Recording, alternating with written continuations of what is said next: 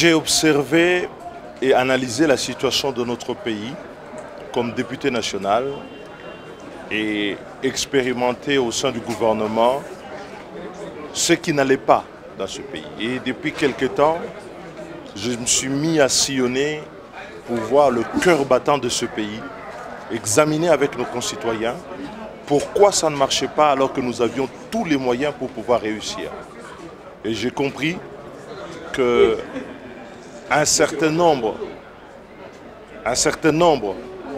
de comportements, le manque de vision dans la direction de notre pays, le manque de vision et de projet a fait que l'amateurisme, la corruption, le clientélisme et le favoritisme ont gangréné et confisqué toutes les espérances légitimes de notre peuple à voir ce pays se redresser.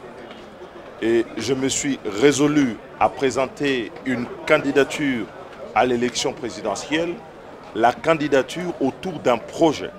Un projet qui non seulement va fédérer les Congolais, les rassembler pour donner un sens et assurer un partage du progrès parmi nous, mais aussi un projet qui va redonner à notre État, à notre nation, les fondements de sa stabilité, de sa sécurité et de son indépendance.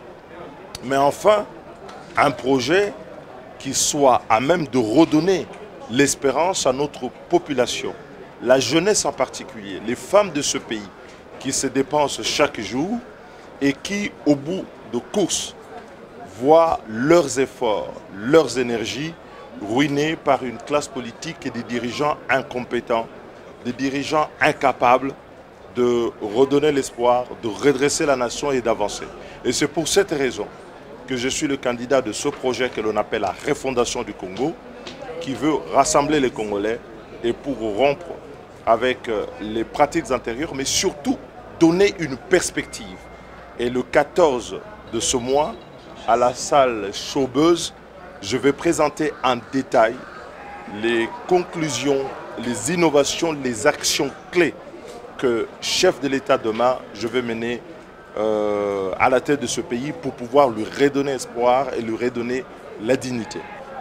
D'abord, il faut arrêter avec cette idée qui est en fait une propagande.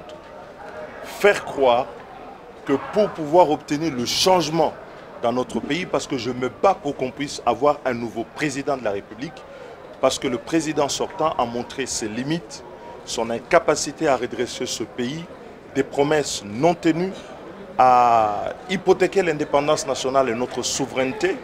Et c'est un pouvoir qui est basé sur le mensonge d'État. On ne peut pas se permettre de continuer avec le régime et le président Tshisekedi pour les raisons suivantes. Voilà quelqu'un qui vous a promis de rétablir la sécurité, l'indépendance de ce pays. Nous nous retrouvons avec une indépendance jamais aussi compromise qu'aujourd'hui.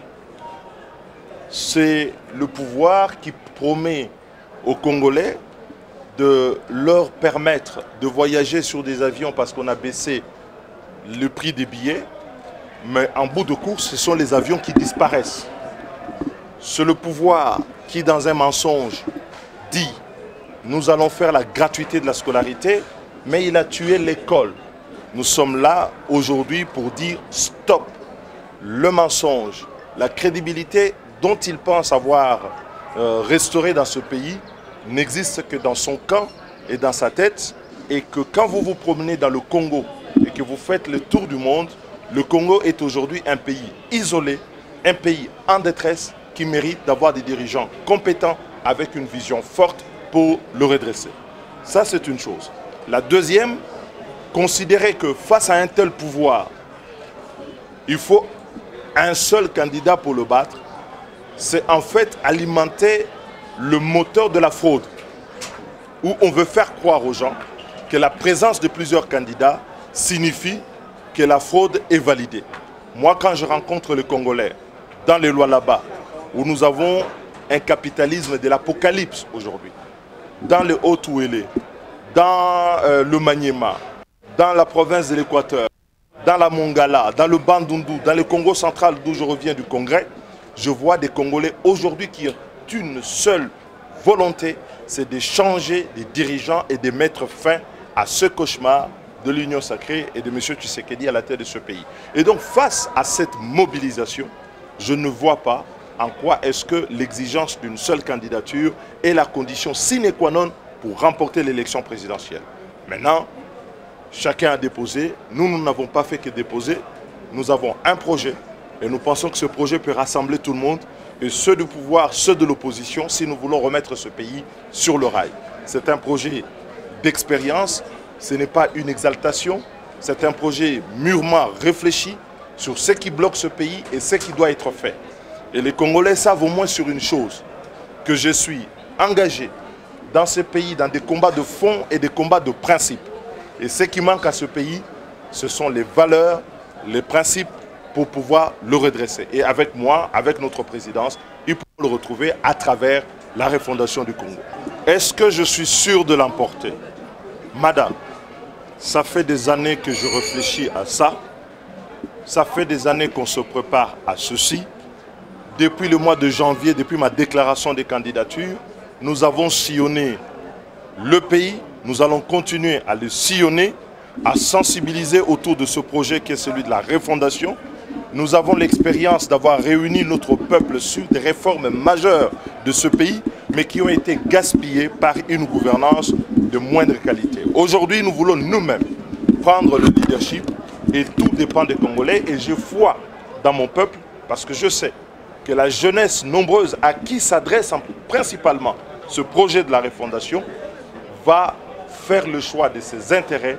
Et ses intérêts, c'est de redresser le Congo, de refonder ce pays, lui donner les fondements sur base d'une vision claire, de cesser de se réunir autour des individus, mais de se réunir pour une fois autour d'une vision sur l'avenir du pays. Et de ne pas céder aux anciennes que l'on voit, que l'on entend, des gens qui appellent à des promesses qui ne sont pas tenues. Ou quand ils parlent de leur bilan, ils dressent le bilan d'un pays méconnu par des millions de Congolais. Les Congolais souffrent. J'ai fréquenté et j'ai circulé plusieurs provinces dans notre pays et je vois la souffrance de notre peuple. Nous pouvons y mettre fin par la rigueur, par le travail, par la vision. Le Congo n'est pas une exception par rapport à d'autres pays. Il faut qu'on se mette au travail et je veux remettre le Congo au travail.